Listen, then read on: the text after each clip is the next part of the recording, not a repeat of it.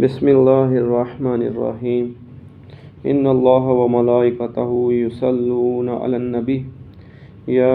ایہا الذین آمنوا صلوا علیہ وسلموا تسلیما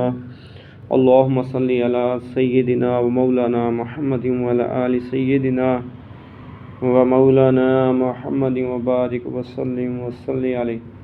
الصلاۃ والسلام علیک یا سیدی یا رسول اللہ وعلى آلك وأصحابك يا سيدي يا حبيب الله الصلاة والسلام عليك يا سيدي يا رحمة للعالمين وعلى آلك وأصحابك يا سيدي يا خاتم النبيين۔ حضرت ابو حنیفہ حسن سے وہ شعبی سے روایت کرتے ہیں کہ میں نے نعمان کو منبر پر یہ کہتے ہوئے سنا کہ میں نے نبی کریم صلی اللہ تعالیٰ علیہ وآلہ وسلم کو کہتے ہوئے سنا ہے کہ حلال ظاہر ہے اور حرام بھی ظاہر ہے، اور ان کے درمیان مشتبہ چیزیں ہیں جن کو بہت سے لوگ نہیں جانتے۔ جن لوگوں نے مشکوک چیزوں سے پرہیز کیا انہوں نے اپنا دین آبرو بچا لیا۔ اس حدیث پاک میں نبی کریم صلی اللہ تعالیٰ علیہ وآلہ وسلم نے مسلمان کی شان اس طرح بیان کی ہے کہ فرمایا کہ مسلمان کی شان یہ ہے، حرام چیزوں سے بچنا تو ہر حالت میں لازم ہے، مگر وہ چیز جو مشکوک ہو جس کے حلال و حرام کا معلوم نہ ہو اس سے بچنا لازم ہے۔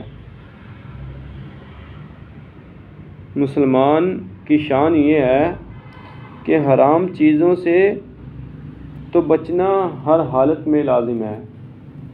حرام چیزوں سے بچنا ہر حالت میں لازم ہے۔ ضروری ہے کہ جن چیزوں کا اس کو پتہ ہو کہ یہ چیزیں حرام ہیں تو اس سے تو وہ لازمی طور پر بچے گا، وہ بالکل اس پر واضح ہوں گی، ان چیزوں کا وہ جاننے والا ہوگا تو ان چیزوں سے تو وہ بچے گا لازمی طور پر، مگر وہ چیز جو مشکوک ہو، جس کے حلال ہونے میں اور حرام ہونے میں اس کو معلوم نہ ہو تو وہ اس سے بھی اپنے آپ کو بچائے۔ یہ مسلمان کی شان ہے۔ جو حلال ہیں،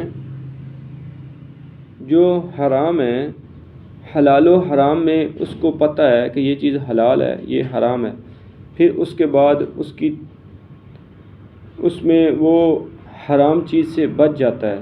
حلال کی طرف آتا ہے اور حرام چیز سے بچتا ہے، اس کا علم اس کو آ چکا ہے، تو پھر اس کے بعد ان چیزوں سے بھی وہ بچتا ہے جو مشکوک چیزیں ہیں، جن کے بارے میں اس کو حلال و حرام کا پتہ نہیں ہے، جو اس کے سامنے مشکوک ہیں۔